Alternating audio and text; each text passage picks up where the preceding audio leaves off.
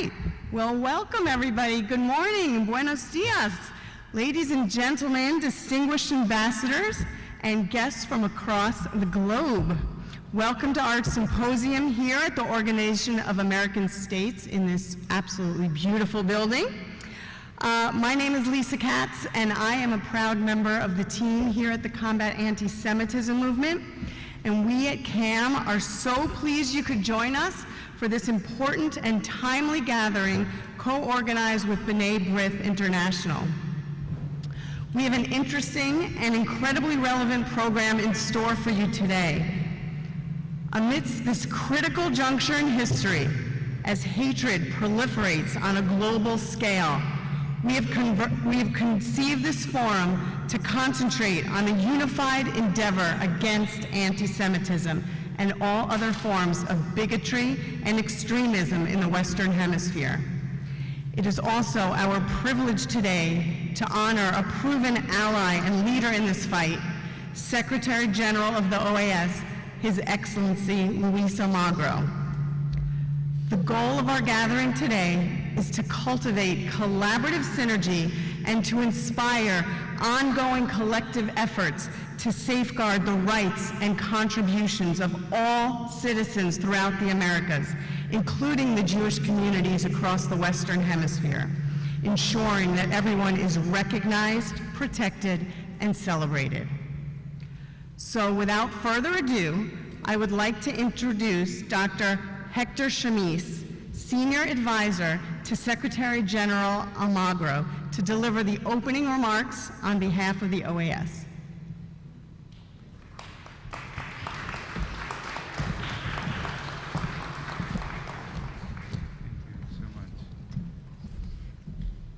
Thank you so much.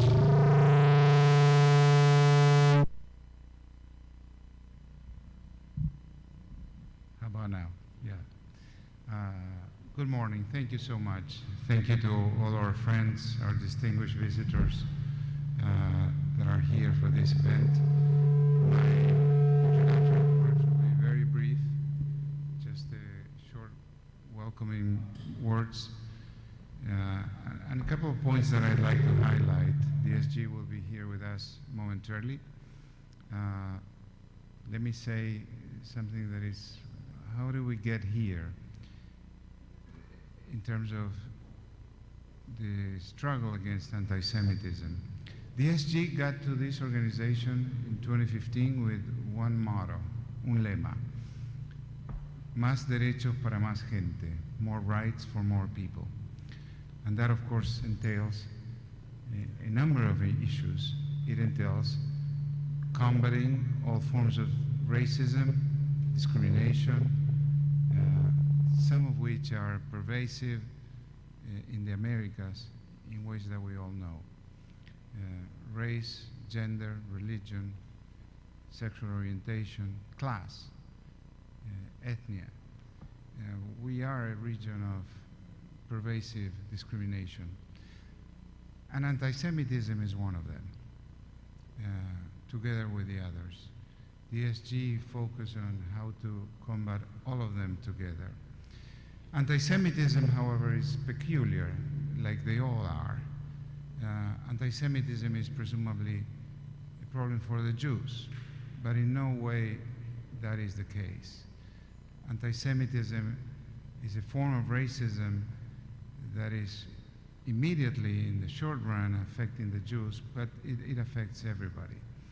Anti-Semitism is a harbinger of worse things to come. History has shown us that when anti-Semitism expands and grows, discrimination, racism, and even tragedies have occurred in world history. We have to be very attentive. We have to keep our eyes open to the current explosion, I would say, of anti-Semitism in the most diverse latitudes. Of course, some events have been horrible, October 7th, obviously, but anti-Semitism has been pervasive, has been long simmering for quite some time in the last perhaps 20, 25 years. And in world history, it's a well-known issue. The commitment of the SG has been consistent. The SG has designated Hamas and Hezbollah terrorist organizations. The SG has created the Office for the Commissioner on the Combat of Anti-Semitism. The SG has had a very consistent, very committed position on this issue. And therefore, we at the OAS are honored to have you all here and to have this event. And of course, he's honored to be recognized by your organization. With no further ado, I don't want to take more time. And thank you so much for being here, and looking forward for a wonderful, important discussion that you will have throughout the day. Thank you.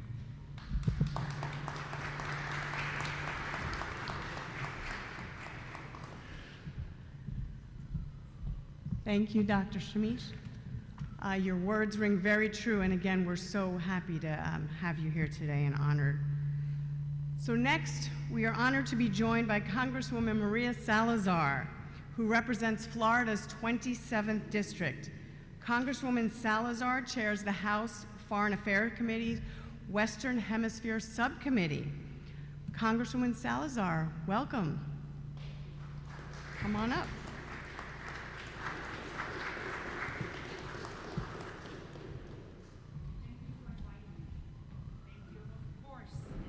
Delighted to be here in this beautiful building in front of so many dignitaries and important people. I was asking my staff, where is Luis Almagro? Because I wanted to say hi to him, but apparently he's not here yet, right? Okay, well, nonetheless, we're going to applaud his actions. And some say that a great man like Almagro does not seek applause, he seeks truth.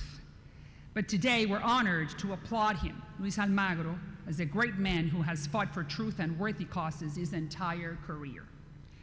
We have heard so many great things about him, and I want to echo everyone who has praised what a strong mark he has already left on the world, specifically in this hemisphere. In particular, he has been a champion for those fighting against oppression, dictatorship, and anti-Semitism. He ushered in a new era in this building, the OAS, fighting against dictatorships in South America and standing up for freedom, specifically in Cuba and Venezuela and Nicaragua. Now, once again, he has shown his unwavering commitment to fighting anti-Semitism in our hemisphere. With his fantastic appointment of prestigious attorney Fernando Lautenberg, Brazilian, as a commissioner to monitor and combat anti-Semitism, we will confront the scourge and the hatred against the Jewish people that we are unfortunately experiencing right now in our hemisphere.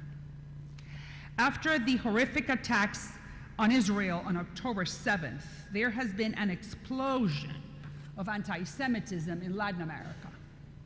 Specifically, 3 countries, Colombia, Honduras, and Chile, they have recalled their ambassadors to Israel shortly thereafter.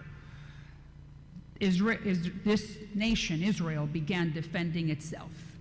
Bolivia cut off diplomatic relations with Israel completely, accusing it of crimes against humanity. Colombia, President Gustavo Petro compared Israel to the Nazis. Honduras, the shadow president Manuel Zelaya, the husband of the president of the country, said that you are a criminal if you take the side of Israel in this war. In Brazil, President Lula da Silva said that Israel is repeating the Holocaust and that the Israelis are the new Nazis. In Chile, President Gabriel Boric just banned Israel from Latin America's largest airspace fair. In Mexico, President López Obrador recalled Mexico's ambassador to Israel and is supporting South Africa's persecution of Israel in the International Court. It is not surprising, of course, that given these hateful statements from so many leaders in Latin America, Specifically in Brazil, there has been a 1,000% increase in anti-Semitic attacks. It is frustrating, though, that the heads of state have persecuted Israel in this fashion, but it's even more concerning that these leaders are the favorite partners of the Biden administration. While those countries which have condemned Hamas forcefully, like Paraguay, Guatemala, and the Dominican Republic, have received little thanks. I am very proud that Luis Almagro is on the right side of history and stands with our allies, Israel, and our partners in the rest of the hemisphere who are doing the right thing. So we thank you, Luis, for all you have done to help fight anti-Semitism in our hemisphere and in the pursuit of a more democratic and free world in the Americas. We applaud you today, and we will applaud you eternally. Thank you, and wonderful to be here.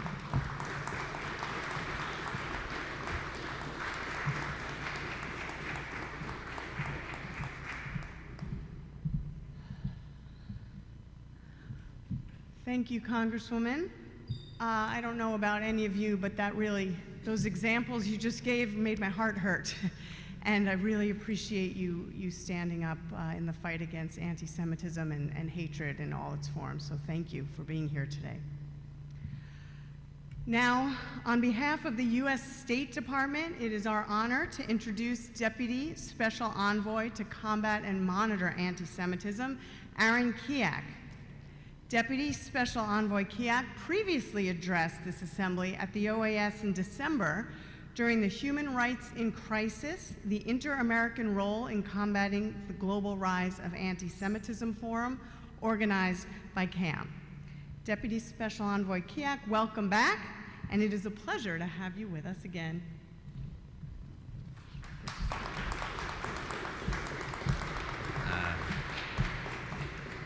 First, I want to say before you leave that it's an honor to follow the chairwoman. She's an unmatched champion in fighting anti-Semitism, and especially in Latin America.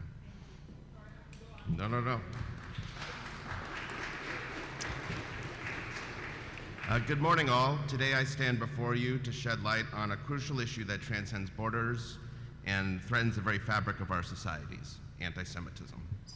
The age-old prejudice, with its roots deeply entrenched in history, continues to rear its ugly head in new forms every day.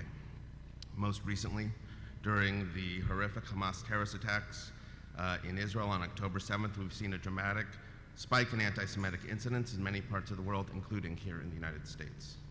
But in the face of this darkness, we have leaders with an unwavering commitment to combat anti-Semitism. And of course, today I speak of none other than the Secretary General of the OAS. Secretary General Almagro's leadership at the OAS combating anti-Semitism has been exemplary. Through his steadfast dedication and clear vision, he has propelled OAS to the front of the global effort to eradicate this insidious hatred.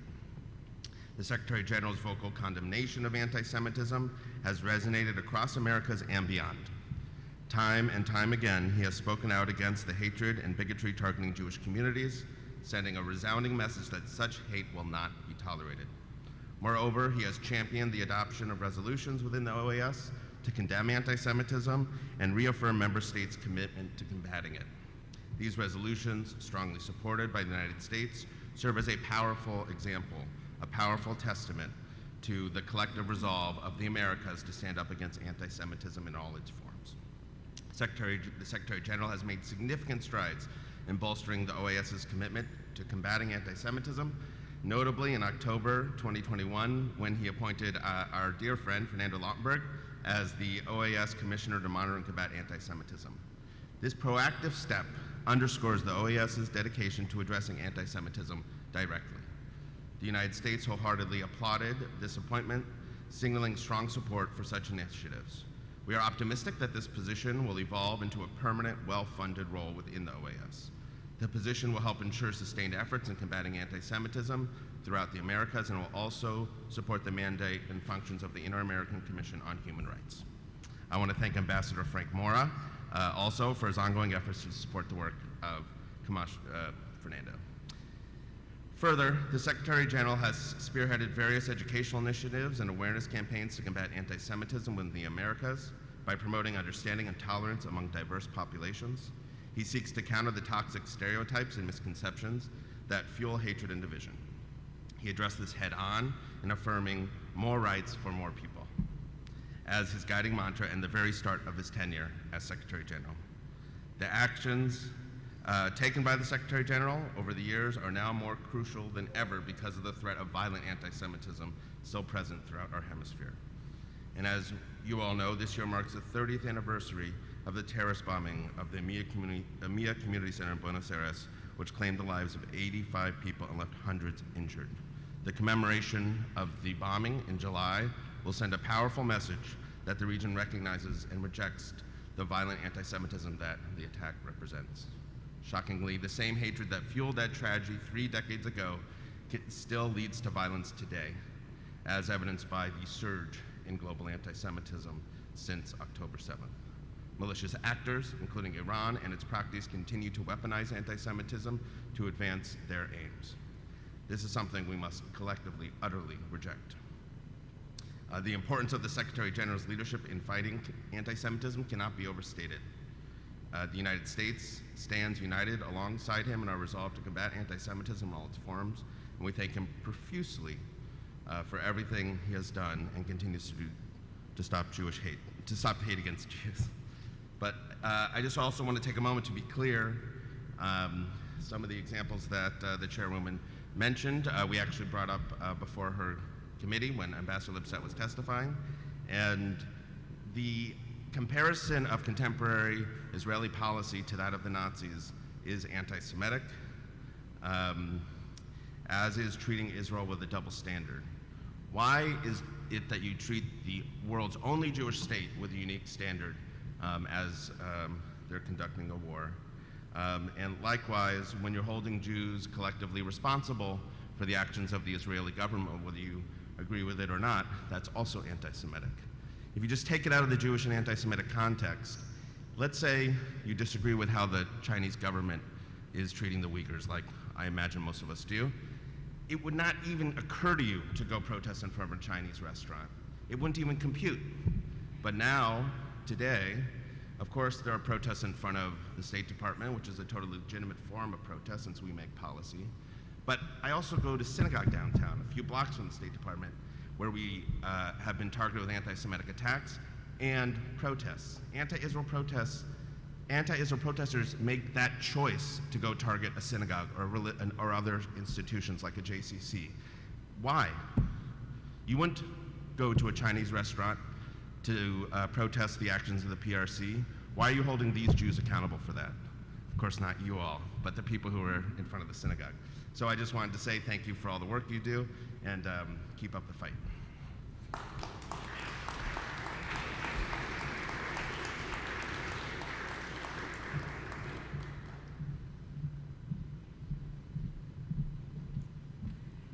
Thank you so much.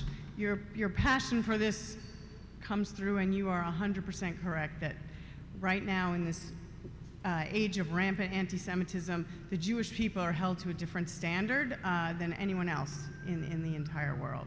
So thank you very much for being here today. We're going to begin now the next segment of our program, focusing on the influence of Iran and Hezbollah in Latin America. To speak to that, it is my pleasure to introduce Dr. Matthew Levitt, Fromer Wexler Senior Fellow and Director of the Reinhard Program of Counterterrorism and Intelligence at the Washington Institute, and he is also the author of Hezbollah, the Global Footprint of Lebanon's Party of God. Dr. Levitt, welcome.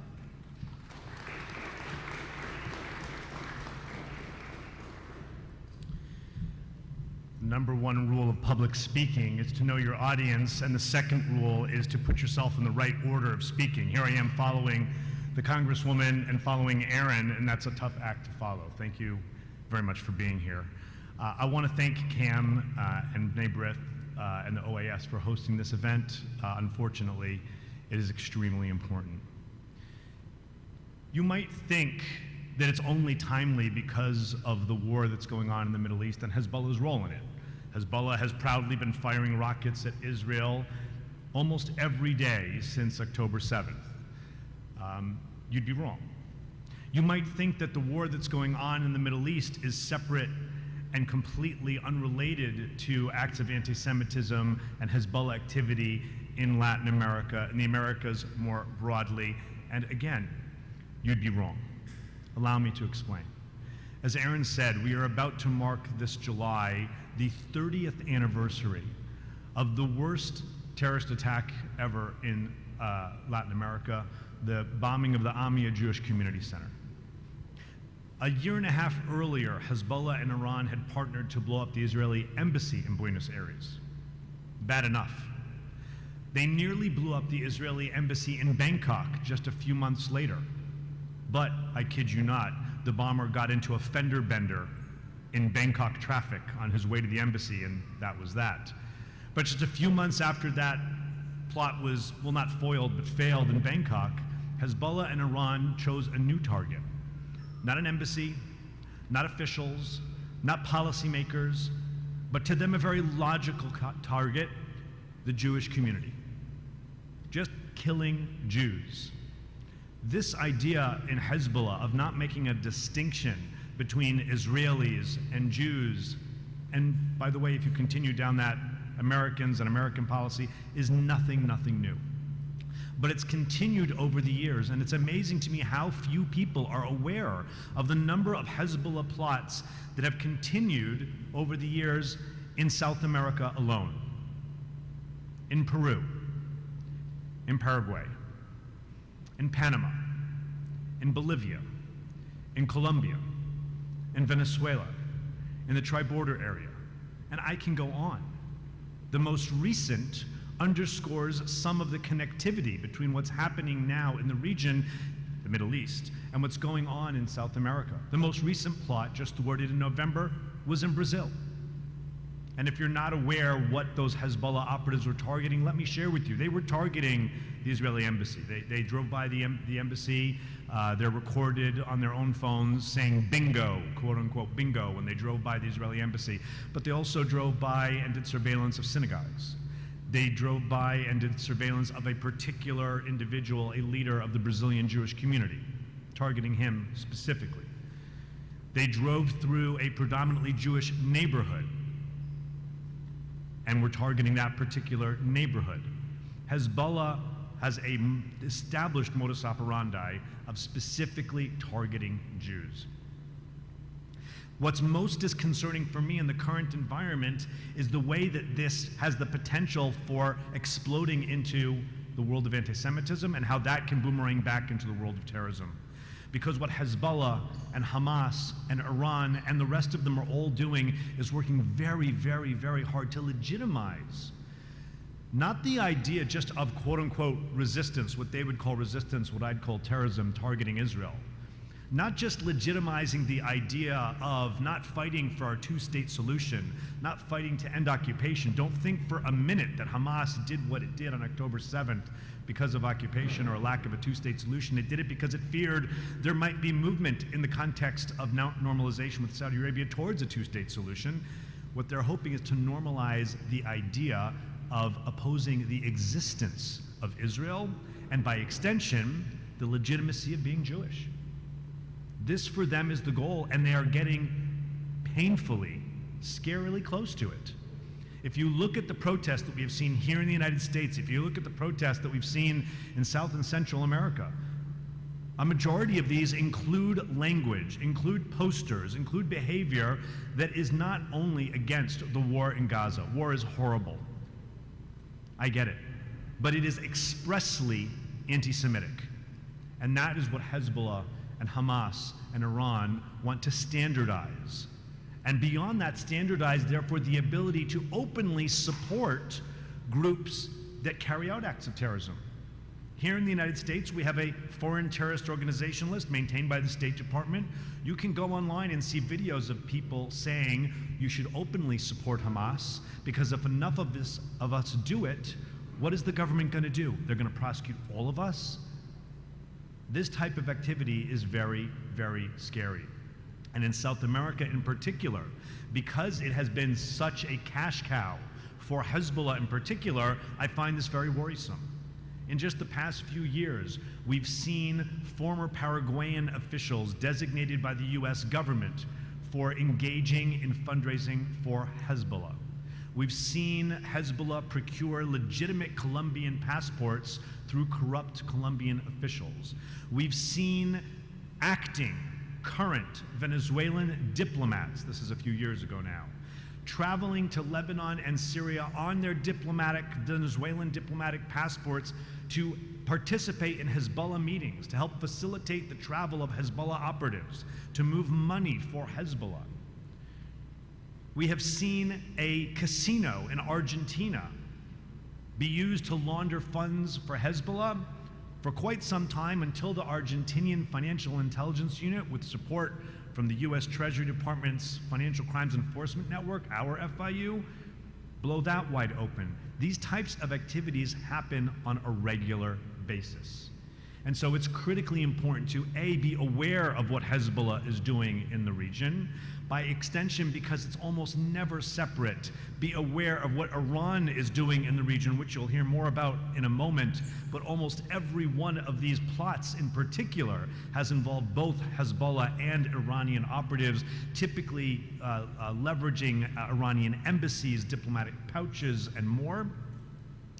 And we have to push back very, very hard every single day on the idea of legitimizing as a position the idea that Israel has no right to exist, and by extension that Jews don't have a right to have a homeland, and by extension that Jews are responsible for fill in the blank, not just the war in Gaza, but every time you stub your toe. That is where Hezbollah and Hamas and Iran want to take this conversation. And so I applaud the OAS for its position. I applaud B'nai B'rith and CAM for organizing an event like this, because we have to, day in and day out, push back with the truth, showing people what these groups are doing in the region, and not allow this dialogue of anti-Jewish, anti-Israel legitimization to take root. Thank you very much for holding this event, and thank you for allowing me to play a part.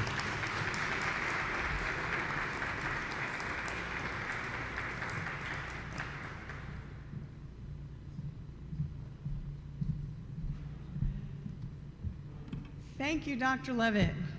That was not uplifting, but so very important to hear.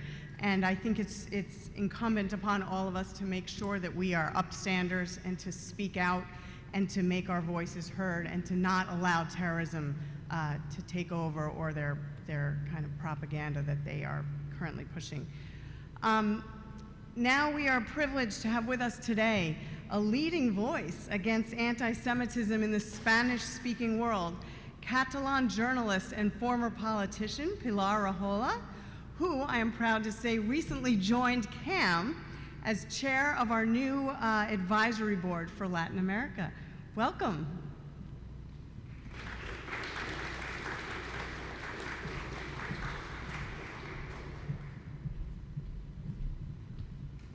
Good morning, buenos días.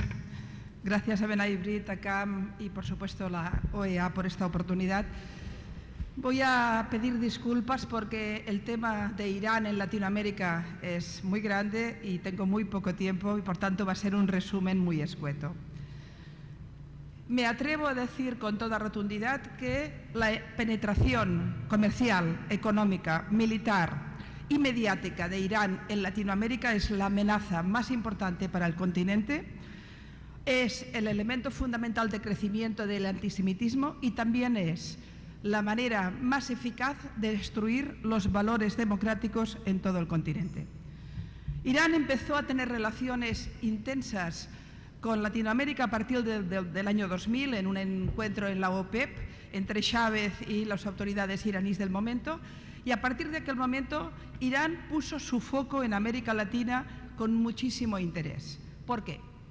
Primero porque Venezuela era la puerta de entrada y además muy cercana la mirada hacia Estados Unidos. Segundo, porque permitía entrar en la red de drogas de todo el continente, Colombia, México, la propia Venezuela, Brasil, y por tanto conseguir fuentes de ingresos de enorme importancia con sectores delictivos que podían ayudar perfectamente a su operación.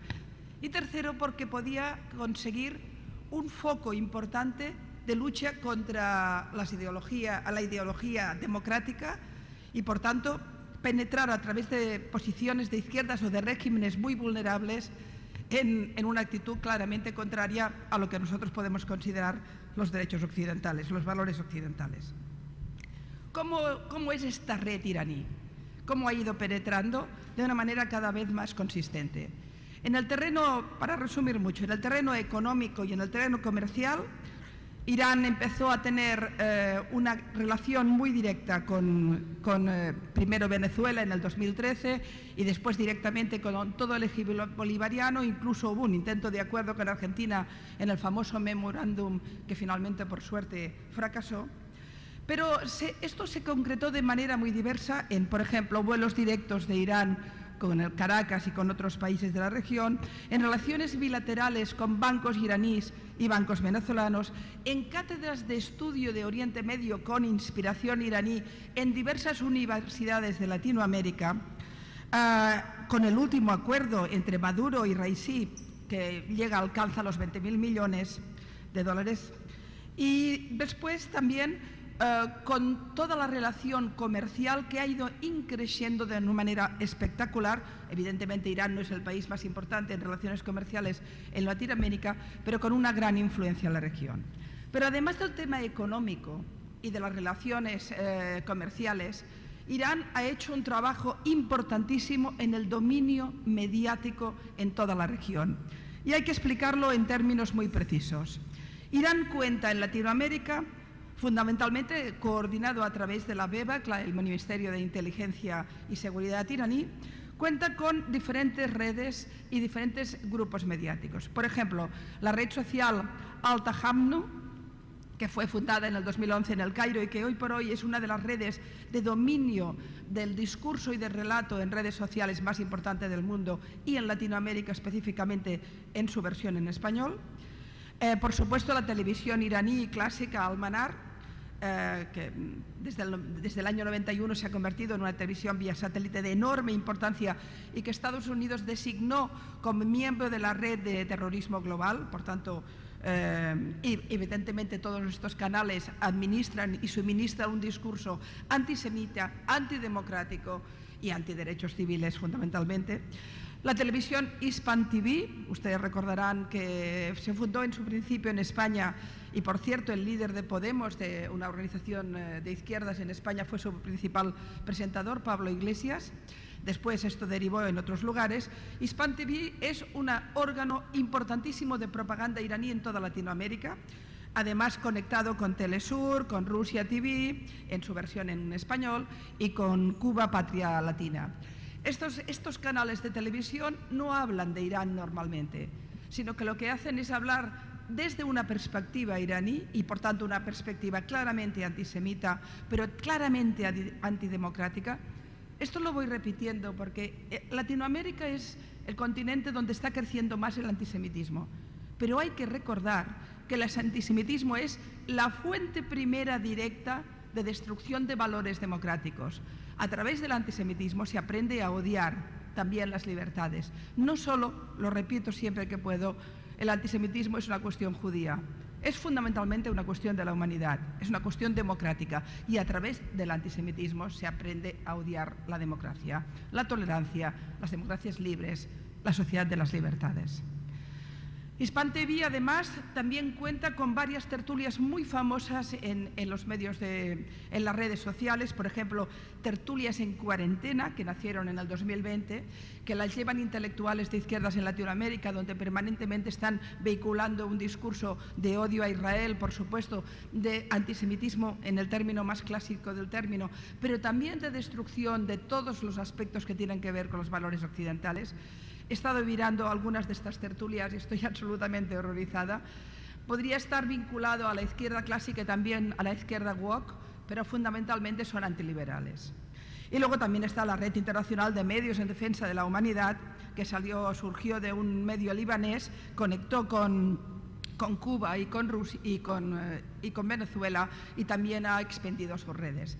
De manera que tenemos en Irán, por un lado, acuerdos comerciales de enorme importancia que tienen que ver con la supresión de visados.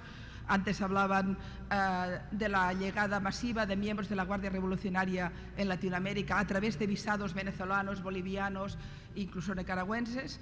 Hablamos también de la importancia mediática. Vamos a la terrorista y a la militar. Y perdonen la rapidez porque el tiempo es muy corto. En el tema de militar, Irán también forma parte de los acuerdos comerciales, tiene un papel cada vez más determinante y no es cualquier cosa.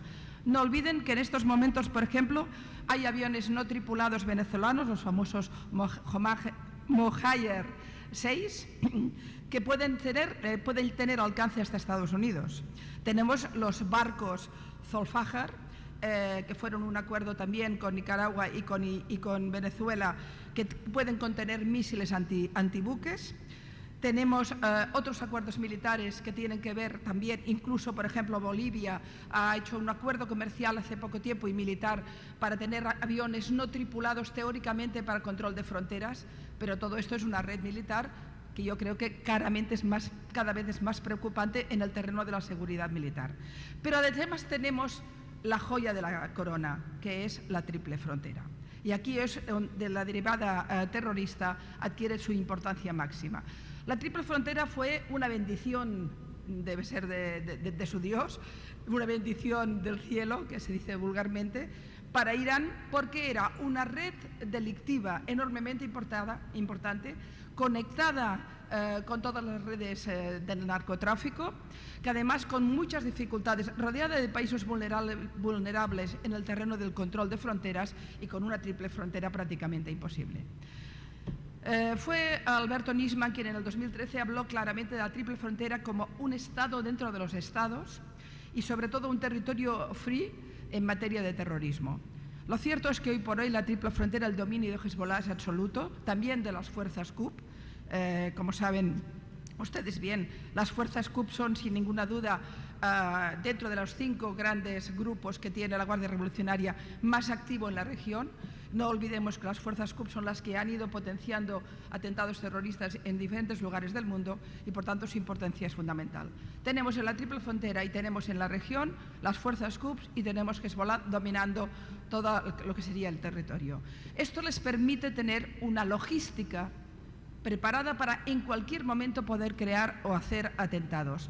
No solo los atentados que se produjeron en el 92 y el 94 en la Embajada de Israel y en Amia, que como bien saben 4 de los identificados como responsables del atentado de Amia están viviendo en la triple frontera, y en el 2018 se detuvo al que fue el gran financiador del atentado de Amia, al señor Ahmadi Barakat, de la familia Barakat, conocida miembro de Hezbollah, que vive tranquilamente en la región, fue detenido en Foz de Iguazú.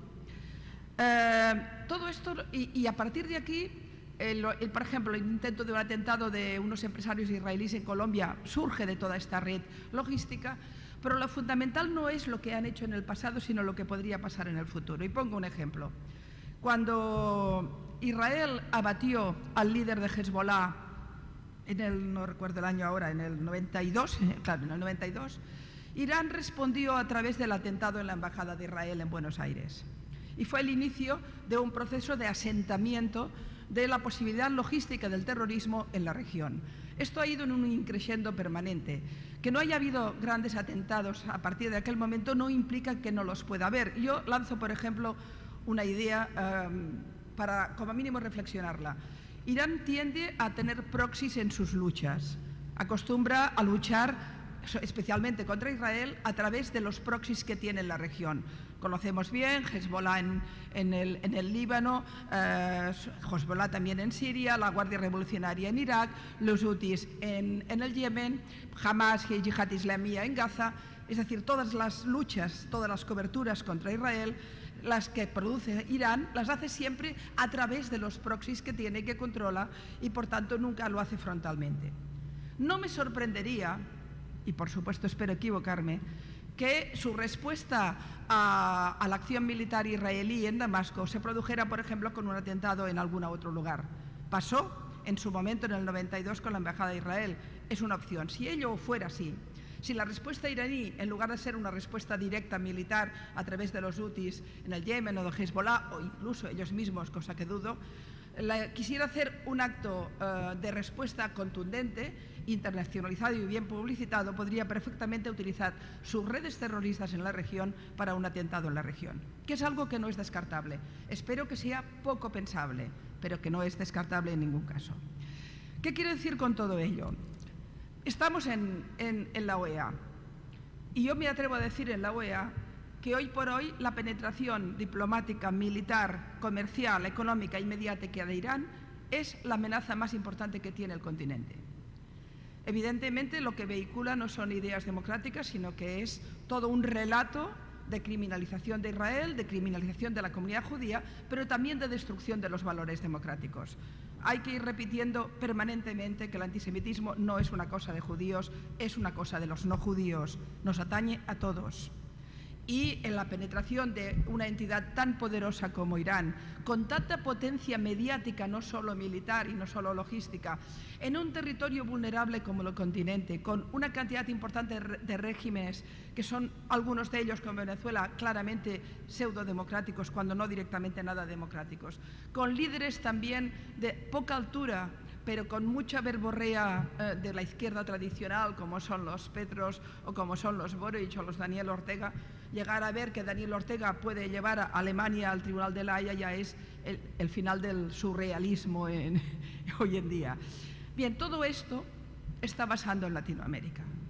No solo se trata del peligro de Hezbollah en la triple frontera, o de los miles de millones, el último dato que pude leer eran 43.000 millones de dólares al año de beneficio que surgen de la triple frontera, una parte de cuyo capital va directamente al blanqueo de capitales de Hezbollah, que también con la conexión con la droga de la BK en el Líbano, pero también a la financiación del grupo terrorista.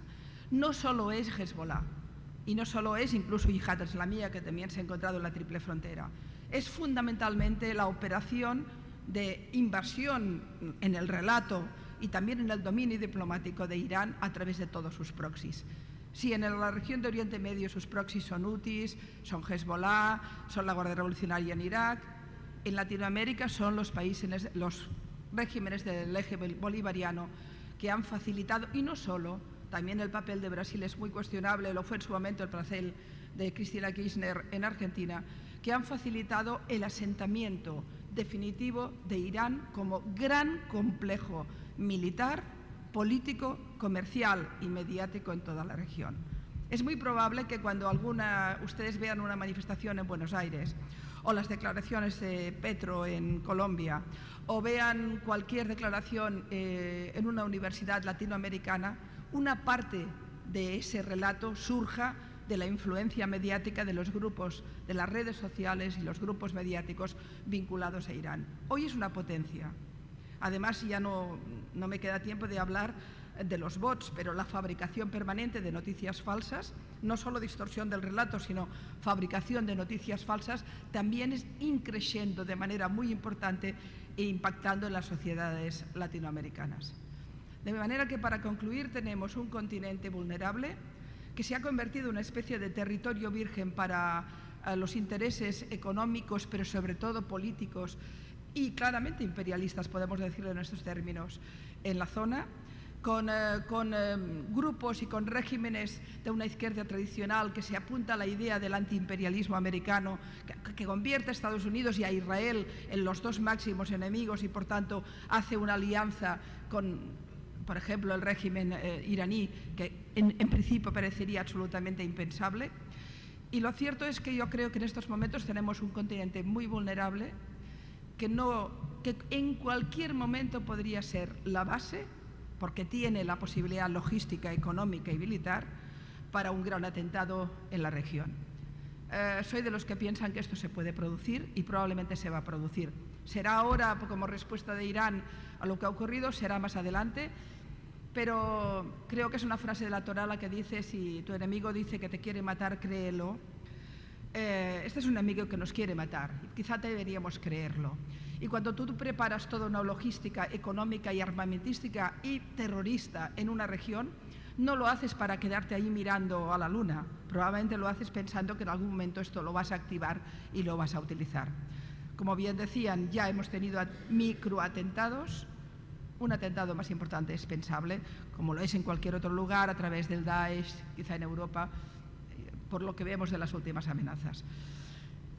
Este es el final, perdonen, la conclusión de mi reflexión, y perdonen un poco rápida y simplista, de algo que es muchísimo más complejo. Pero nadie está parando este fenómeno.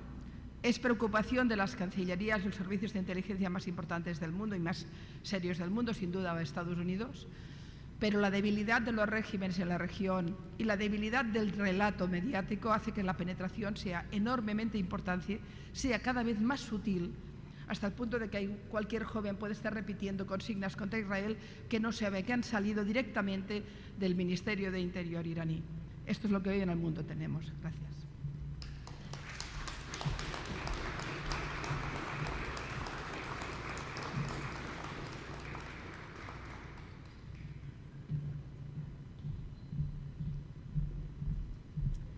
Thank you, Pilar. Gracias.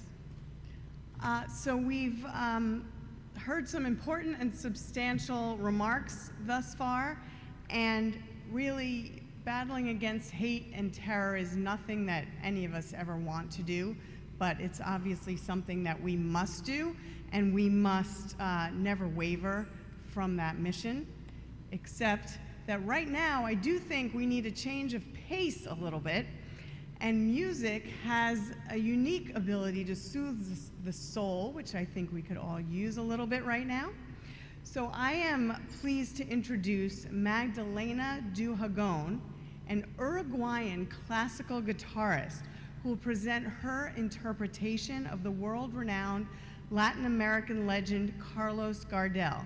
Magdalena, the stage is yours.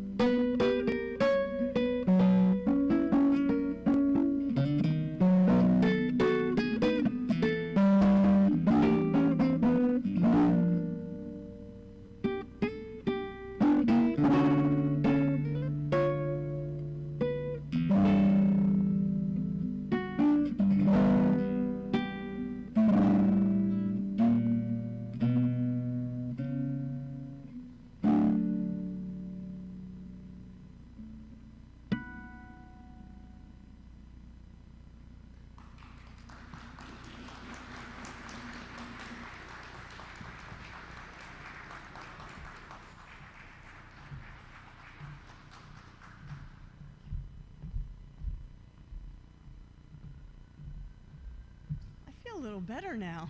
Thank you. I only could dream of being that talented. Thank you, Magdalena. Magdalena actually is going to grace us with another performance during the luncheon today, so please make sure to stick around to hear some more beautiful music. Thank you. And next, we are going to start the third part of our program, titled A Legacy of 500 Years, Honoring the Rich Jewish Heritage in the Americas. And if you may recall, May, at least in the United States, is going to be Jewish American History Month, so it's also a good time to discuss that in advance of May. So I am pleased right now to introduce Betty Ehrenberg, the Executive Director for the World Jewish Congress, United States and North America, and we're looking forward to hearing your words. Thank you.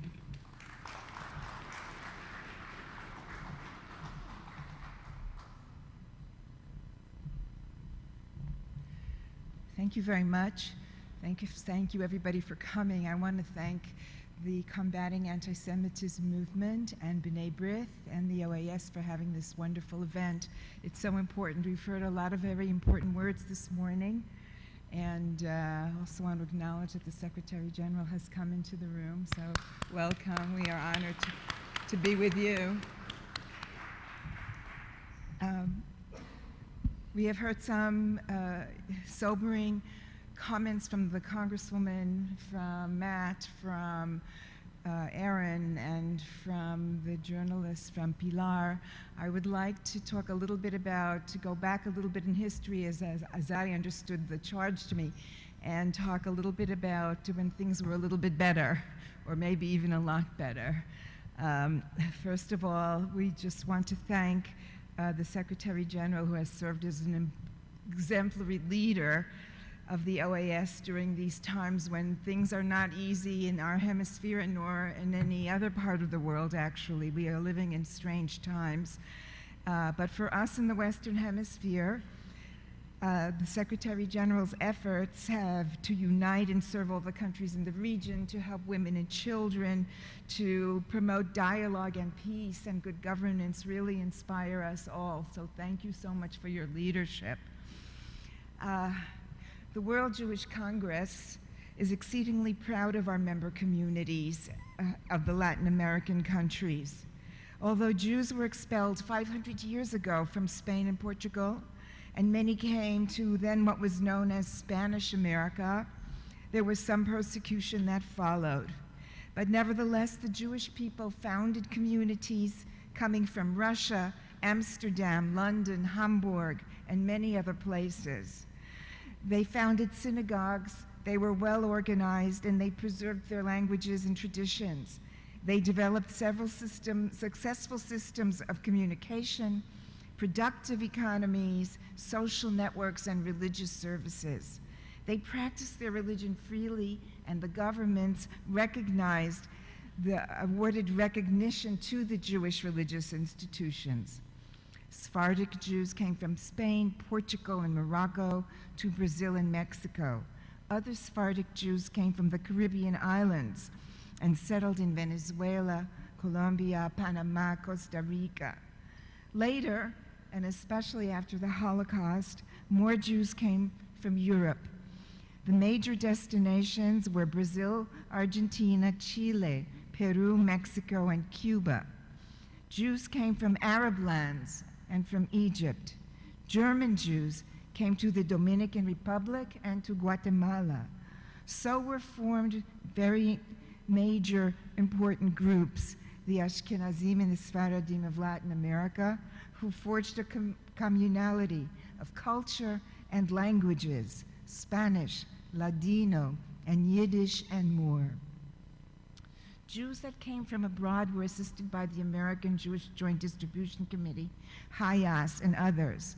In 1930, B'nai B'rith opened its first Latin American Jewish lodge in Argentina, and Eduardo, our friend and colleague, will tell you more. HIAS and AJC started offices in Latin America in 1945, and in 1964, the Latin American umbrella organizations affiliated with World Jewish Congress formed Latin American Jewish Congress. Zionism was always a very important ideology in these communities. The first movement was created in Argentina in 1897, and in the spirit of support for the formation of the State of Israel, the countries in Latin America gave us great support based on Judeo-Christian values, the idea of integrating various ethnic groups, the cultivation of a neglected and arid land. Influential personalities from Latin America rallied support to the establishment of the State of Israel, even among moderate Arab elements. Pro-Zionist committees were joined by non-Jews in Bolivia, Chile, Cuba, Mexico, Colombia, and Costa Rica in 1945, and more later. Among the foremost supporters of this were Enrique Rodriguez Fabregat of Uruguay, Jorge Garcia Renados of Guatemala, and Jose Viqueres, who became president of Costa Rica, among others. Ambassador Moshe Tov, born in Argentina, became an Israeli ambassador in Latin America, and Ambassador Binyamin Varon, who was also an Israeli ambassador to Latin America, helped to garner support for the establishment of the State of Israel among the Latin American countries. Of the 11 members of the 1947 UN Special Committee regarding the question of Palestine, 3 were from Latin America: Peru, Guatemala, and Uruguay, who played a crucial role. 13 Latin American countries voted for the establishment of the State of Israel, 6 abstained, and at that time the UN only had 52 countries. While the history of these international relations has had its ups and downs, as you've heard today, we remain grateful to this past history of support that was so crucial, and we never forget it. We heard more after that from Ambassador Moshe Tov. He convinced the United Nations to include the Spanish language of one of the 5 official languages of the United Nations. Despite many changes and political and economic upheavals, to this day the Jewish communities thrive and feature a vibrant Jewish life. Synagogues, mikvaot, Jewish community centers, clubs, Jewish schools with advanced Jewish levels of Jewish education, and Jewish sports clubs called Maccabi groups. And while anti-Semitism is still a problem on some levels, these communities and governments are trying to stand strong against the hatred. We thank Secretary General Almagro for his work in getting the OAS to adopt the IRA definition, and for the appointment of Fernando Lottenberg, as has been mentioned before. He is an officer of the WJC from Brazil, to the position of Special Envoy to address anti-Semitism in the Western Hemisphere by the OAS. So the history of the Jewish people's role in Latin America is most significant to us, to others, and we hope that these communities will still continue to flourish and contribute for many years to come. Thank you very much.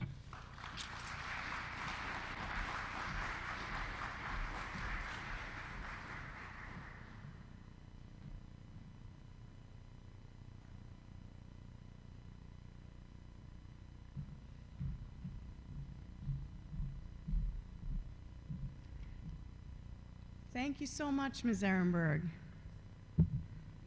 I have actually half of my family emigrated from Poland and Ukraine to Venezuela many, many years ago, so I always look forward to going to see them and to visiting Jewish communities throughout Central and South America, and thank you for speaking today.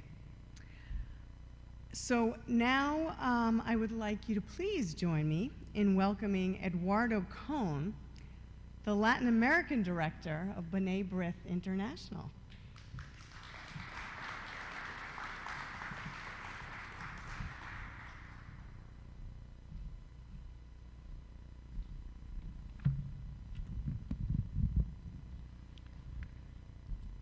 Señor Secretario General, autoridades, señoras y señores.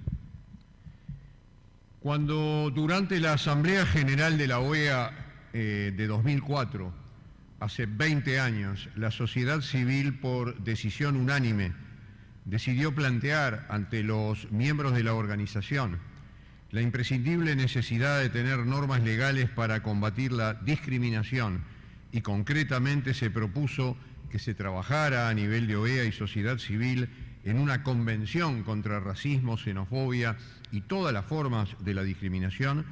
Se estaban señalando públicamente dos hechos: que la discriminación en las Américas de entonces era muy alta y dañina, y por otra parte, que era necesaria una herramienta jurídica que nos obligara a todos, estados y organizaciones sociales, a hacerla con urgencia, porque no teníamos elementos suficientes para combatir semejante flagelo. A pesar de haber demorado mucho tiempo en consagrar la Convención, a pesar de que su ratificación 20 años después todavía no se ha logrado en su totalidad, en 2 décadas se ha recorrido un trecho. Es cierto que la falta de ratificación de todos los Estados miembros no es una señal positiva, pero también es cierto que la discriminación, la xenofobia y el racismo existen, que no todos los países tienen legislaciones internas para combatirlas y que por ende esta problemática nos lastima a todos por igual. Pero también hay que resaltar los esfuerzos de estados que sí tienen leyes antidiscriminatorias y las aplican desde hace tiempo ante la reiteración del racismo y del antisemitismo. Las redes sociales han sido un factor multiplicador de agresión y hoy llegan desde ella una ola de agresiones, la mayoría impunes.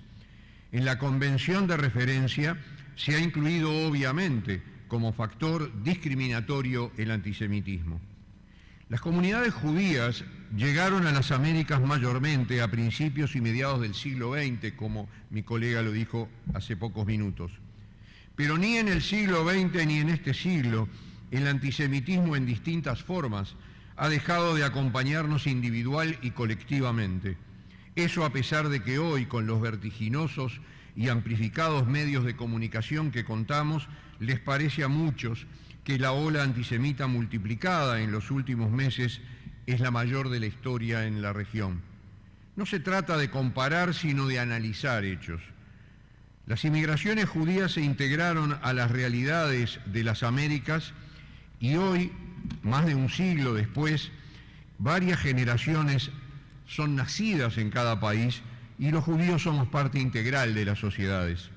Pero eso no es óbice para que no hubiera varios tipos de manifestaciones antisemitas más de 100 años.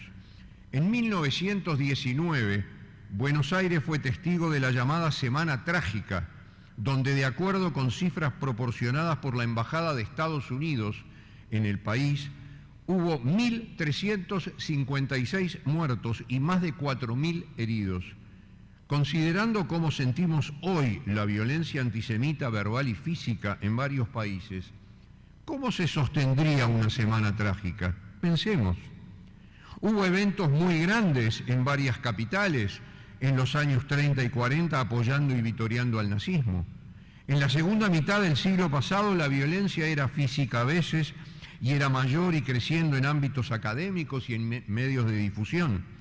Y en el siglo actual, junto con las redes, es testigo de la demonización de Israel, el Estado y su gente. Algo que el IRA ha puesto en claro en su definición sobre antisemitismo, que dice muy brevemente que es una cierta percepción de los judíos que puede expresarse como el odio a los judíos y que las manifestaciones físicas y retóricas del antisemitismo se dirigen a las personas judías, a las instituciones y a sus lugares de culto. Pero también dice esa definición que se incluye, entre otros hechos, denegar a los judíos su derecho a la autodeterminación, alegando que la existencia del Estado de Israel es un empeño racista, o aplicar un doble rasero al pedirle a Israel un comportamiento no esperado ni exigido a ningún otro país democrático. Entonces, la barbarie cometida por el grupo terrorista Hamás el 7 de octubre, asesinando, violando, secuestrando civiles en Israel, en lugar de traer una condena unánime contra el terrorismo y Hamás en particular, ha despertado, para sorpresa de muchos y no de otros, un antisemitismo feroz. No hay convención contra el racismo ni leyes antidiscriminatorias que puedan detenerla sin razón. Cuando desde el Estado sus autoridades acusan a Israel con adjetivos de violencia y reniegan el derecho a la defensa ante el terrorismo, eso no resuena a miles de kilómetros, sino contra los judíos del país donde la vituperación se pronuncia. Así hoy es como nuestra región es zona de peligro y persecución antisemita y en algunas democracias muy grave. Como dijimos, no registraríamos hoy las brutales cifras de la Semana Trágica, pero sí naturalizamos las manifestaciones de odio contra nuestros conciudadanos. Aquí es donde la OEA se destaca, condenando el mismo día 7 de octubre, sin vueltas, la masacre hecha por Hamás, cuando el secretario general recibe en esta sede a familias de quienes siguen secuestrados. En la hora de las definiciones, y como uruguayo permítame señalar lo que dijo nuestro prócer José Artigas, la cuestión es entre libertad o despotismo. En esta casa es que saludamos a todos los miembros que defienden a ultranza la libertad y en particular al secretario general Luis Almagro por sus 10 años de lucha por ese principio esencial para convivir en sociedad desde la Secretaría General. Muchas gracias.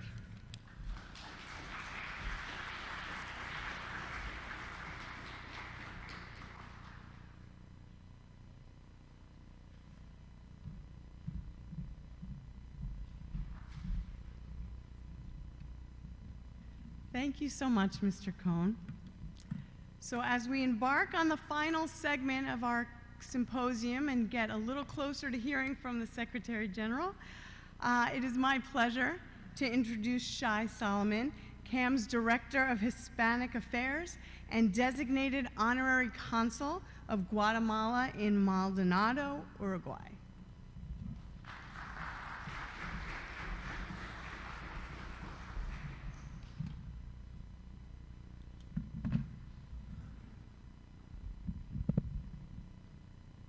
So the final session is always challenging, right? Así que voy a tratar de ser lo más breve, aunque tanto para decir el día de hoy. Buenos días a todos y muchas gracias por acompañarnos en nombre de Combat Antisemitism Movement CAM en colaboración con Neighborhood Internacional. Quiero expresar un agradecimiento especial a la OEA y obviamente al excelentísimo secretario general, señor Almagro, por concedernos nuevamente este espacio. Me gustaría iniciar con esta breve presentación compartiendo una experiencia personal que se conecta con el aquí y el ahora. Como aficionado de la aviación civil, durante años estuve explorando las aerolíneas, las rutas, etcétera, etcétera. Hace unos años atrás, en una de estas búsquedas, descubrí un vuelo comercial que me llamó mucho la atención. Este vuelo que también mencionó nuestra querida Pilar. Se trataba de una compañía aérea que realizaba un vuelo semanal de Teherán, Irán, a Caracas, Venezuela, con una parada técnica en Damasco, Siria. Una vez que conocí estos datos del vuelo, he repetido en diferentes oportunidades realizar una reserva de un pasaje en esta compañía y sorprendentemente esto nunca fue posible. Curioso, ¿no? Hace 3 días, aquellos que no leyeron, la policía alemana junto con la inteligencia israelí encontraron en Bulgaria un gran almacén de armas que pertenece a la ala militar de Hamás, listo para ser utilizado en un mega atentado en suelo europeo. Probablemente en los próximos días vamos a escuchar de más información. Se está hablando de otros almacenes que supuestamente están en Polonia y en otros países europeos. Y las autoridades europeas sorprendidas. Ahora volvamos a este vuelo, a aquel vuelo iraní aparentemente comercial, y hagamos un ejercicio matemático simple. ¿De cuántos almacenes de armas y municiones podrían ser transportados en dichos vuelos durante años de su funcionamiento. Digamos que un vuelo de esos, otra vez, una vez por semana, alcanza por un almacén, como aquel que se descubrió ahora en Bulgaria. En un mes estamos hablando de 4 vuelos, ya es una capacidad de hacer volar una media ciudad en Europa o en Latinoamérica, y ya pueden hacer los cálculos qué pasa en un año, qué pasa en 5 años. Esta es nuestra situación hoy al día en el continente. Años de mirar al otro lado, ignorando el peligro real y latente del accionar de ese pulpo iraní en la región. Hoy más que nunca nos convoca la voz de la verdad, esta voz que muchos en el mundo, incluso en nuestra región de las Américas, no quieren o prefieren no escuchar. El mundo occidental tiene que entender que el extremismo islámico no empieza y termina en el judío. Las manifestaciones de odio hacia el judío, promoviendo la violencia, el terror y la aniquilación del Estado de Israel son fenómenos que se han naturalizado en el escenario, en la sociedad occidental y más aún desde el 7 de octubre. Una cifra que también se mencionó son los números del incremento del antisemitismo. Solamente en octubre del año pasado, estamos hablando de un aumento de 961% en incidentes antisemitas en Brasil. Ya manifestaciones, amenazas, violencia verbal y física se convirtieron lamentablemente en la cotidianidad de judíos en varios países de la región. Vemos justificación de estos actos por parte de grupos que se presentan como defensores de los luchadores de los derechos humanos. La condena de estos grupos al terrorismo es selectiva, dependiendo quién es la víctima. A ese accionar se le suma la posición política de varios mandatarios y autoridades gubernamentales que tienen el deber de garantizar la seguridad de todos sus ciudadanos y la responsabilidad moral de prevenir la polarización social, el discurso de odio, el fenómeno de la violencia en todas sus formas. Me gustaría en este momento poder compartir alguna de estas perlitas, alguna de estas perlas que ilustran esta lamentable posición de algunos presidentes actuales de nuestro continente. Por favor.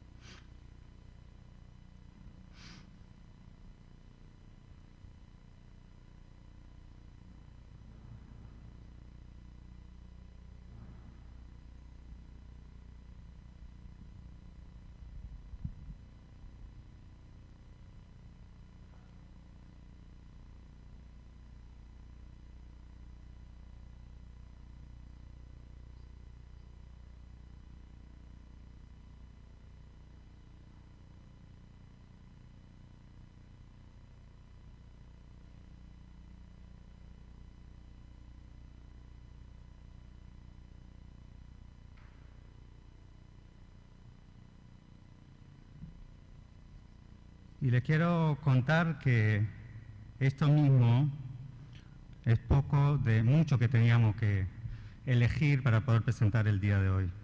La postura de varios presidentes de las Américas no solo minimiza la agresión sufrida por Israel en la barbarie del 7 de octubre, sino que alimenta una falsa narrativa antisemita. Varios países son viejos bastiones del antisemitismo que junto a varios líderes de América Latina representan un peligro que debe ser frenado. Como describe, y también nuestro amigo Eduardo habló de eso, la propia AIRA, las críticas a Israel, similares a las dirigidas a cualquier otro país, no pueden considerarse manifestaciones antisemitas. Sin embargo, acusar a los ciudadanos judíos de ser más leales a Israel que a los intereses de sus propias naciones sí es antisemitismo. Aplicar un doble estándar hacia Israel al exigirle un comportamiento que no se espera ni se exige de ninguna otra nación democrática en el mundo sí es antisemitismo.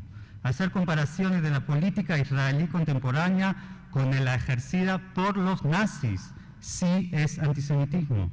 Responsabilizar colectividades o de manera colectiva a los judíos por las acciones del Estado de Israel, sí es antisemitismo. Por eso quisiera destacar y agradecer en nombre de CAM, como organización global, apartidaria, interreligiosa y multicultural, con más de 850 organizaciones forman parte de su coalición, a cada uno de ustedes que es un agente de cambio fundamental para luchar contra la discriminación, el prejuicio y el odio en nuestras sociedades.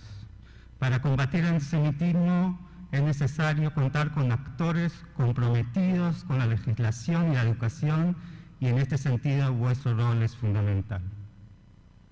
El judaísmo enseña que las palabras crean nuestra realidad. El concepto completo de la manifestación es de lo que realmente se trata el judaísmo. Que nuestros pensamientos, nuestras creencias, nuestras palabras crean lo actual. Mucha gente cree que en las oraciones se trata de intentar que Dios cambie su opinión y nos dé lo que deseamos. Pero la verdadera tfilá, la verdadera oración, se trata de crear firmemente el hecho de que puedes crear la realidad deseada a través de la palabra que pones en el mundo, a tus discursos, a sus hechos. Primo Levi, sobreviviente del Holocausto, dijo: los monstruos existen, pero son demasiado pocos para ser verdaderamente peligrosos. Más peligrosos son los hombres comunes, los funcionarios, aquellos que son dispuestos a creer y actuar sin hacer preguntas.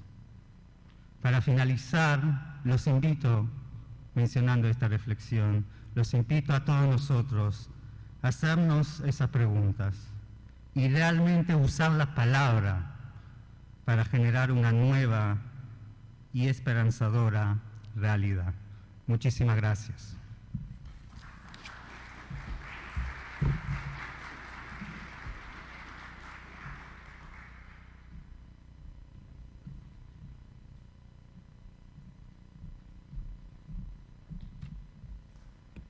Thank you, Shai.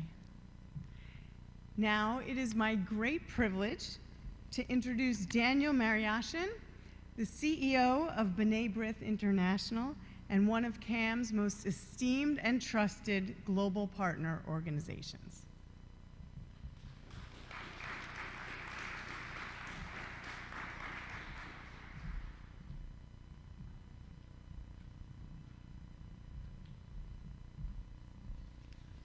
Well, Shai said that those in the Western world are not listening. And if anybody came here today and heard Matt Levitt and Pilar Rahola read the roll, R-O-L-L, of the acts of terror that and anti-Semitism that has been unleashed by the Iranians and by their proxies over the past decades, certainly they would learn a great deal. We're approaching now about 2.5 months away from the 30th anniversary of the Amia bombing.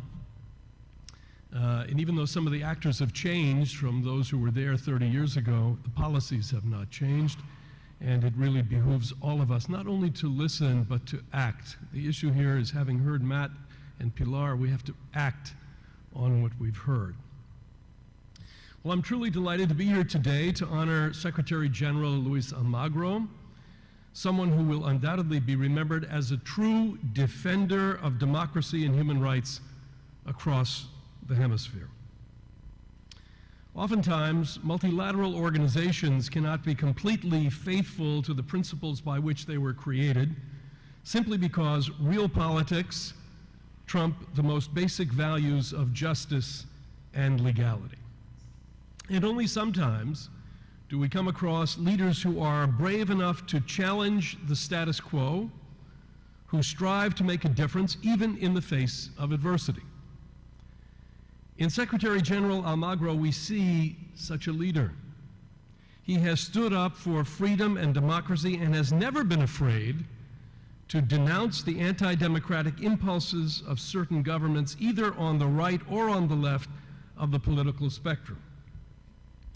He has been a principled and strong moral voice at a time when the region needed it most, especially now more than ever. As the oldest Jewish human rights organization, we want to recognize Secretary General's strong leadership in the fight against anti-Semitism, a social disease that has proven nearly impossible to eradicate.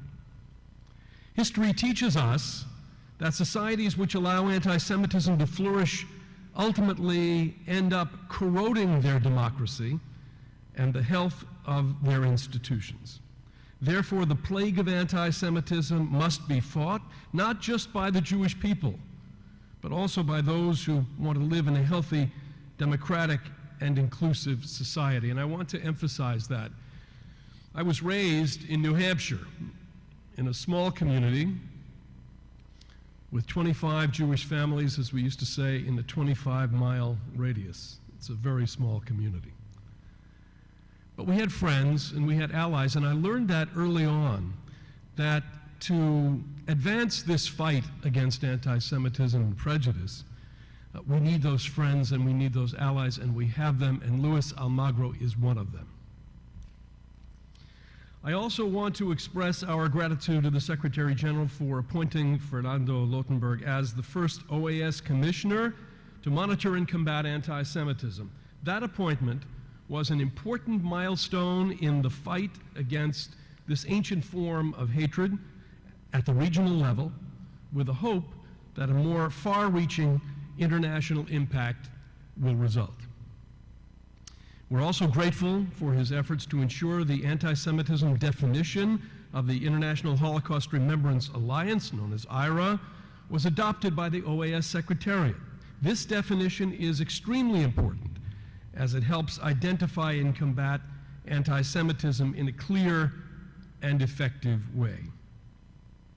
Many fail to recognize anti-Semitism when it is directed against Israel, the world's only Jewish state.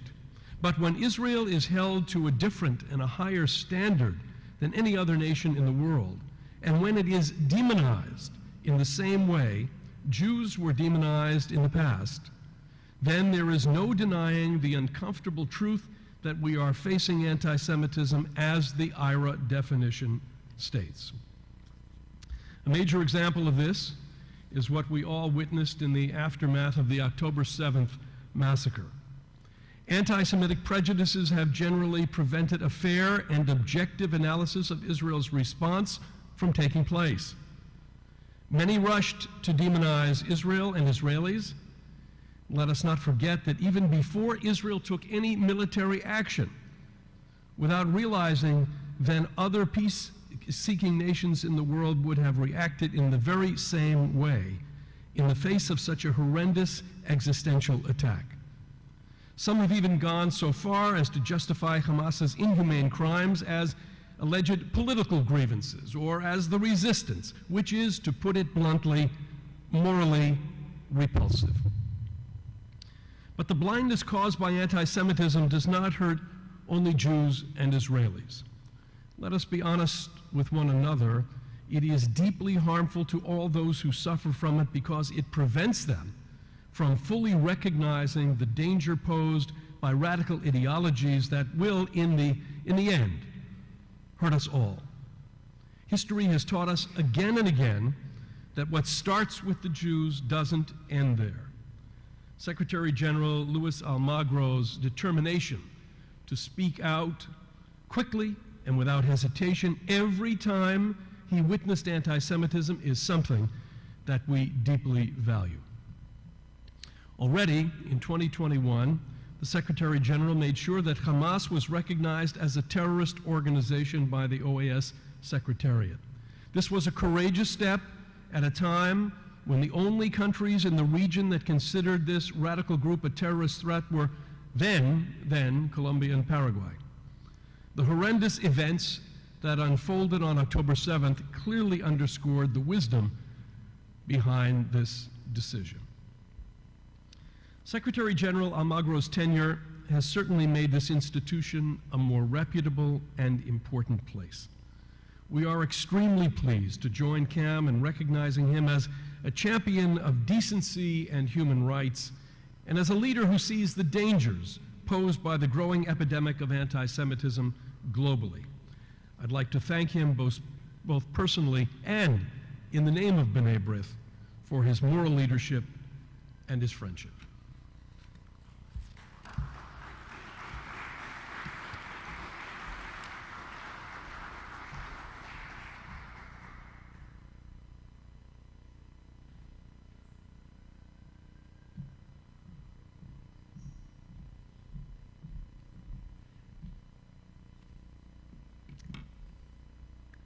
Thank you so much, Mr. Mariashin, for your inspiring words. Before I introduce our next speaker, I just want to acknowledge the President today of Ambassador Daniel Raimondi, who is the Ambassador of Argentina to the OAS. Thank you for being here with us today.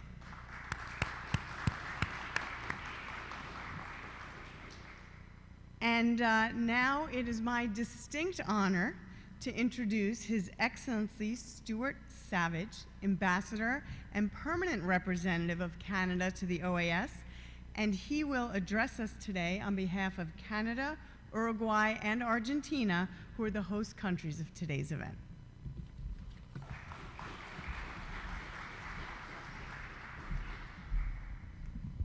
Thank you.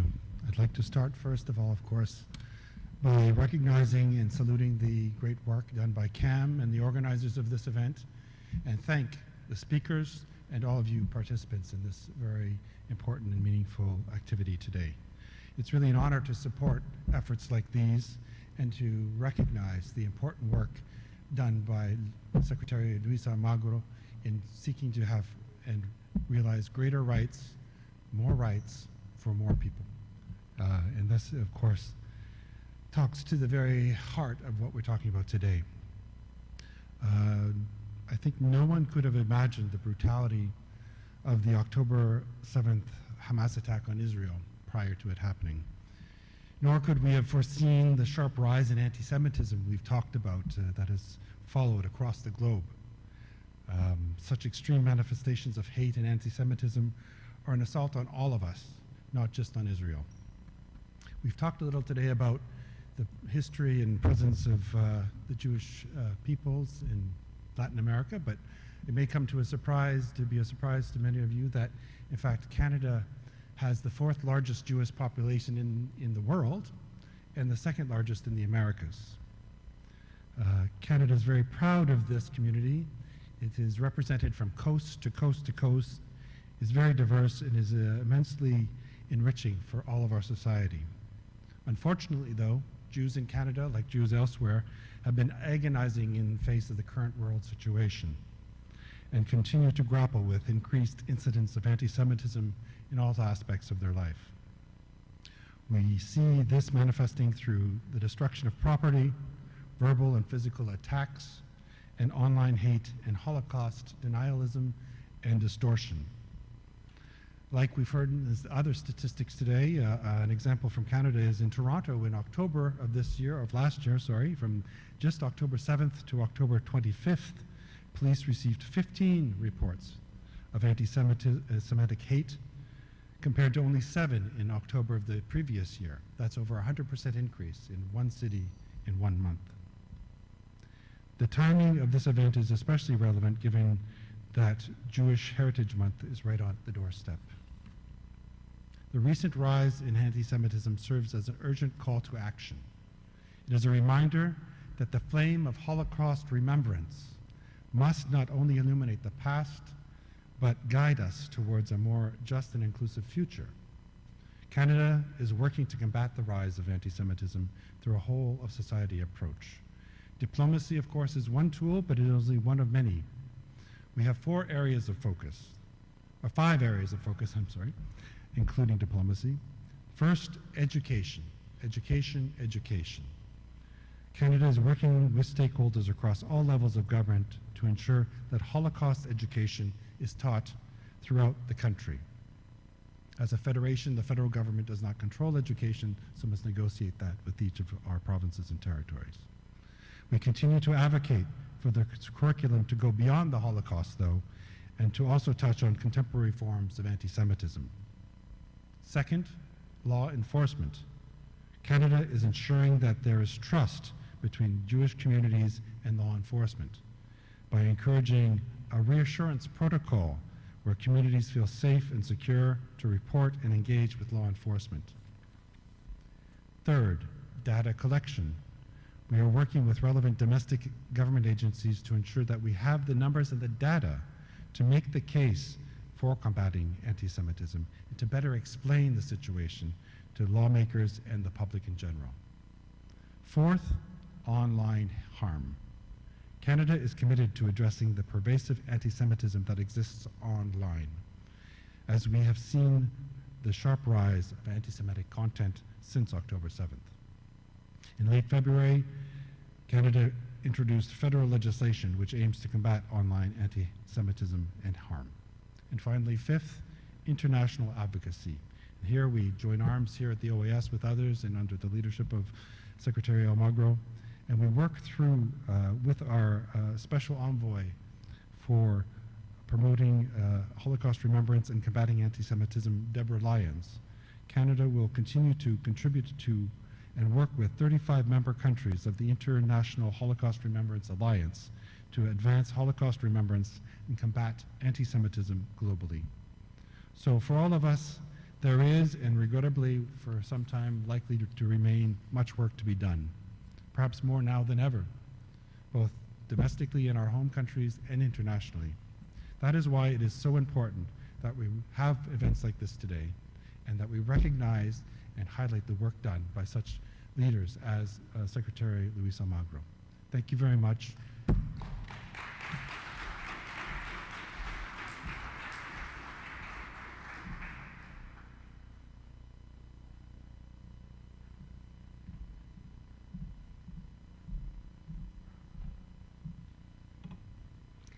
Thank you, Ambassador Savage. It's great to hear what Canada is doing, and I think that there are a lot of other countries and nations that could take a page from your book and make sure that they put it on the forefront of their agendas. So thank you.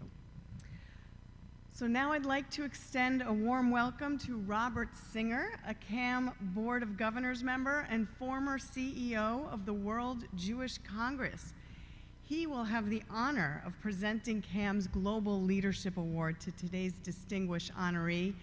Before he comes up, though, after his words and before the award is presented, I would like to invite Dan, Pilar, and Shai onto the stage with Robert for the presentation of the award.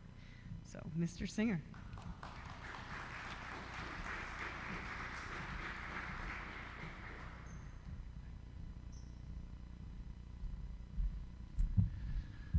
Excellencies, you know, about 30 years ago, I was appointed as a head of the Israeli Prime Minister's delegation to the United States. And while having a briefing how I should behave when I'm coming to New York, I was giving two tips. One is where to live, and that one, never speak after Malcolm Honlan and Dan Ariashian, because they will always say exactly what you want to say.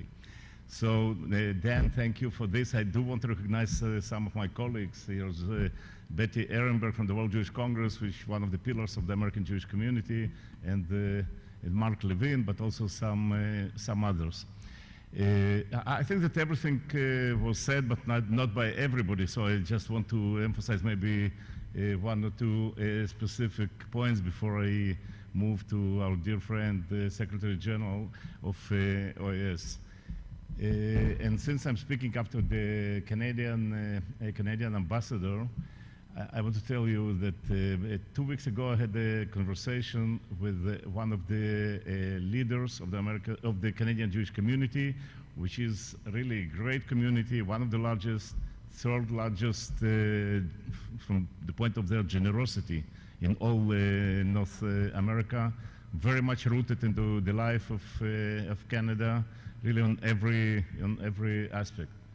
And to my very big surprise, he told me that even before the 7th of October, a couple of weeks before, he called his family and he told his kids that his grandparents came from Poland. His parents already were born in Canada. He was born in Canada. Everybody are doing extremely, extremely well. His kids were born in Canada, and his grandchildren are born in Canada. And he told them, I want to ask you one thing. Never leave Canada too late. So we are speaking about 2024, people who are well rooted into Canada. They're Canadians, they're Canadian Jews, first of all Canadians, and then Jews, and that's the feeling he had. And then I came to New York, and in New York I had the first two meetings. I had a dinner the day I landed, and another day, and I met also with people who are really very generous donors to New York, to different museums in New York, to the community in New York. One of them is a prominent leader in the Jewish community. And he told me, listen, you know, between myself and my wife on Fridays, we're discussing if it will become bad here, we'll go to Canada. And then I met somebody who's 95 years old, a banker, used to be a partner in one of the major banks, 95. He came for dinner with his wife, who is 91. And while we were sitting, he told me exactly the same. You know, we're considering moving to Canada because of what is happening here with the anti-Semitism in the United States. And then day before yesterday, I met with a group of young people. And I lived in New York for 10 years in different positions as the CEO of the World Jewish Congress and as the head of the Prime Minister's mission to North America. And I was amazed when they explained to me that the Jewish kids, when they decide today to what college to apply, they go, first of all, not to the level of what school of medicine is the best or what law school is the best, but where is the safest campus safest campus for Jews to be on. And this is terrible. And this is something that everybody here was speaking about. And this is what calls to action that Dan Mariashin was speaking about. There are 32 flags behind me. People came, Jewish people came, Jewish people didn't come from these places. Jewish people came to these places because they escaped different kind of atrocities, mainly in Europe, but not only. And they became an integral part of all these societies. And they deserve full protection. And that's why I'm extremely happy. And the Secretary General, you know, I just had a meeting last week with the Secretary General of the United Nations, and I told them the same. There are almost no international organizations that accepted the IHRA definition. There are almost no international organizations that put a clear statement on the fight against anti-Semitism, and you deserve 100% credit for your stance on this, because as it was before,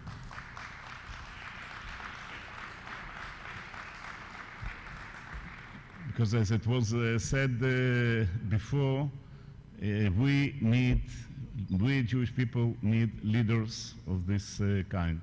You know, we have a long history. Jewish people have enemies, but they have friends, and they have friends, and they have friends like Secretary General Almagro. And this is a special category of friends. And we are people with a very long history and with a very long memory. So on behalf of Israelis and Jewish people worldwide, it's really an opportunity for me to thank on behalf of all of them, on behalf of CAM, on behalf of B'nai B'rith, World Jewish Congress, and all the other organizations for the strong position that you have taken. I just wish that your PR people would work extra hours to make this fact known better. And because we need both you personally, but also the OAS to lead this process. And once again, thank you very much for your courage and for your position on this issue. And now, where is the prize? You know, I'm already used to give awards to Secretary General, because last time we had it in Jerusalem, in front of the old walls of Jerusalem. It was beautiful. It's in his room and it's also in my room.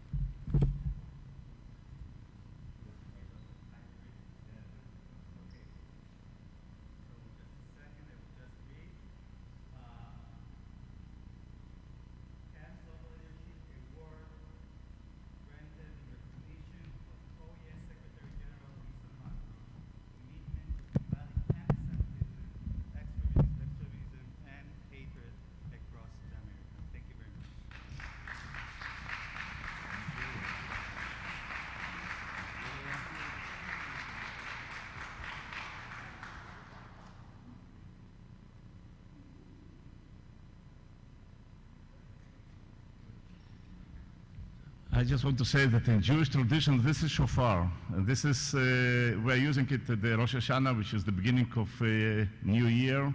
It's a symbol of new beginnings. So I hope it's a new beginning, and we are voting for the Secretary Almagro for the third term as a Secretary General of the OAS. But really, thank you very much for your friendship.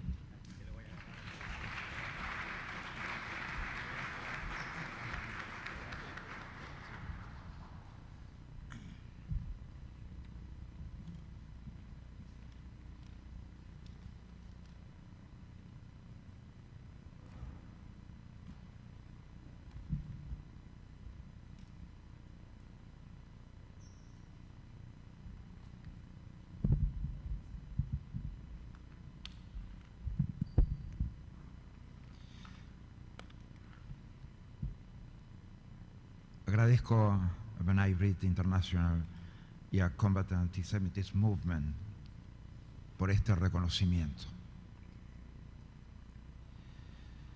Quiero agradecer especialmente a los que han hecho uso de la palabra antes que yo, que fueron excesivamente generosos en sus apreciaciones. Quiero agradecer también a dos personas que siempre me orientaron de la mejor forma en el combate contra el antisemitismo, que son mi amigo Jonas Bernstein y su padre Nahum Bernstein. Cada 27 de enero conmemoramos la liberación de Auschwitz-Birkenau en 1945. En noviembre de 2005, esa fecha fue oficialmente proclamada por Naciones Unidas Día Internacional en memoria a las víctimas del Holocausto. En la misma resolución también se incluye la condena a toda forma de negacionismo. Estos instrumentos surgieron precisamente en un contexto donde la comunidad internacional rechazó los devastadores efectos del Holocausto. En aquel momento se sumaron esfuerzos y voces desde una comunidad internacional que consideró que la dignidad y la vida del ser humano estaban por encima de diferencias religiosas, políticas, sociales y culturales. Desde la OEA recogemos esta vocación en todas las dimensiones de nuestro trabajo. Durante las últimas décadas nos hemos sumado a las voces que claman por un combate frontal contra la discriminación, la xenofobia y formas conexas de intolerancia. El antisemitismo es una forma de racismo, es la forma más antigua y articulada de racismo. es la forma más políticamente persistente de discriminación en el mundo. En las Américas contamos con instrumentos jurídicos entre los cuales se destaca la Convención Interamericana contra toda forma de discriminación e intolerancia, cuya ratificación seguimos promoviendo entre los Estados miembros de la OEA. A pesar de eso, vivimos en un mundo con discursos de odio, violencias extremas y atroces actos de terrorismo, como el que vivió Israel el fatídico 7 de octubre pasado. A la vista de esto, no estamos seguros que el nunca más significa verdaderamente nunca más. Sabemos de la persistencia de las actitudes y discursos antisemitas, los cuales siempre han actuado como preludio de horrores para toda la humanidad. De ahí que asistamos consternados al avance actual de actitudes y acciones antisemitas en diversas latitudes y también en las Américas. Por eso en 2019 adopté la definición de antisemitismo de la Alianza Internacional por el Recuerdo del Holocausto y convoqué a los países del sistema a hacer lo propio. Varios respondieron a nuestro llamado y esperemos que se sumen los que faltan. También designamos a Hamás y Hezbollah como organizaciones terroristas y reiteradamente hemos denunciado a Irán por auspiciar o participar directa o indirectamente en acciones de terrorismo en nuestra región. En 2021 creamos en la OEA la Oficina del Comisionado para el Monitoreo y Combate contra el Antisemitismo en nuestro hemisferio. Si bien el Holocausto es una referencia ineludible, sostenemos la necesidad de enfocar nuestra labor en todas las formas de antisemitismo de nuestro siglo. Algunas brutalmente violentas, pero también otras más sutiles e insidiosas, como el antisionismo y el fundamentalismo. Las organizaciones terroristas antisemitas están presentes en las Américas y hemos sufrido sus ataques. La Embajada de Israel en Argentina en 1992, el atentado a la AMIA en 1994, el asesinato del fiscal Alberto Nisman en 2015, el atentado en Panamá, la explosión de vuelo a las Chiricanas, un día después del atentado de la AMIA. El problema adicional que enfrentamos es que los regímenes autocráticos de nuestra región tienen estrechas relaciones con el régimen fundamentalista iraní y varias de sus agencias operativas. En estas autocracias, el antisemitismo es visible y tolerado, y en muchos casos explícitamente fomentado. La conexión es evidente. Luchar contra el antisemitismo es luchar por la democracia y por los derechos humanos. Por lo tanto, en esta organización, la lucha por la democracia incluye luchar contra el antisemitismo y contra el terrorismo. Y es ahí donde debemos estar, ahí donde debemos poner nuestro énfasis. Agradezco y valoro especialmente este gesto de amistad.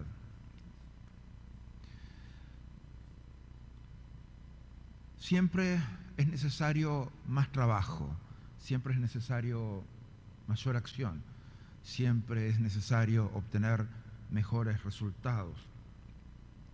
Los actos de terror, lograr justicia, combatir la impunidad que tienen las acciones de antisemitismo, lograr tracción en nuestras sociedades, lograr transformaciones educativas y culturales que vayan erradicando el antisemitismo. Es más que una plaga, es una infección bacteriológica extendida que sofoca la salud de nuestras sociedades. Definitivamente no podemos admitir el antisemitismo en ninguna de sus expresiones.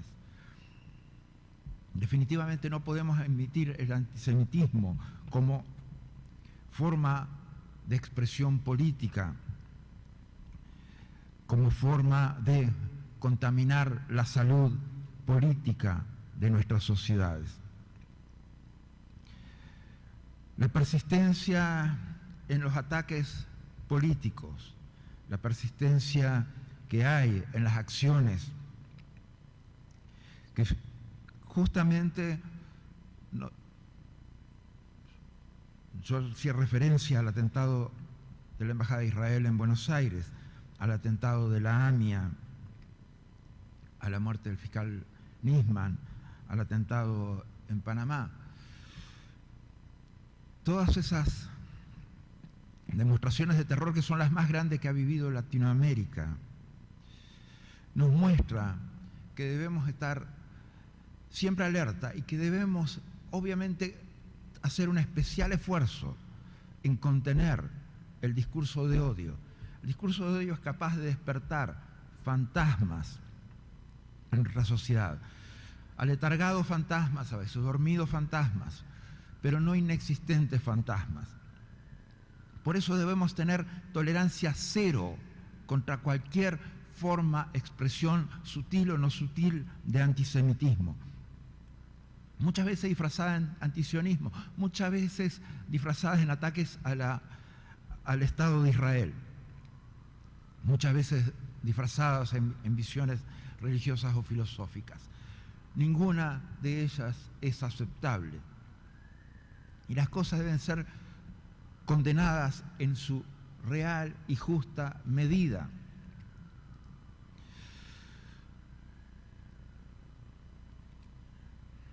El Estado de Israel ha vivido y vive en permanente amenaza. La demostración del 7 de octubre es una demostración de que si la fuerza militar de sus opositores fuera la suficiente, la dimensión en la que definitivamente cometerían un genocidio contra el pueblo de Israel, contra el pueblo judío, es muy, muy evidente. Si eso, en vez de hacerlo contra 1.300 personas, hubieran tenido la posibilidad de hacerlo contra 1 millón de personas, lo hubieran hecho. Y si hubieran tenido la posibilidad de hacerlo contra 2 o 3 millones de personas, se hubiera hecho también, como se hizo en Europa contra 6 millones de personas, contra 6 millones de judíos. Gracias.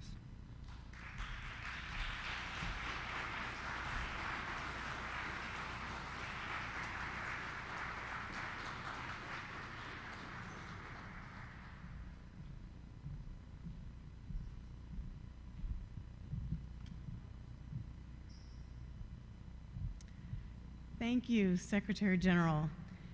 You are a rare person because it takes a very strong leader to stand up and do what's right. And it's not easy to stand up and say no to hate, and that hate has no home in our nation or throughout the world.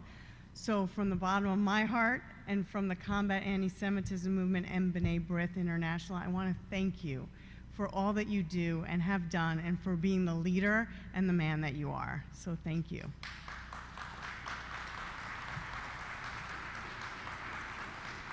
Now, sadly, this marks the conclusion of today's symposium. We extend our gratitude to each and every one of you for attending here today. And we encourage you to please spread your insights and discussions and the words that you heard today far and wide, ensuring their lasting impact. The Combat Anti-Semitism Movement and B'nai B'rith International look forward to future collaborations with all of you in our shared mission to combat hatred, bigotry, and to foster a safe and more inclusive global family for us all. Gracias and thank you.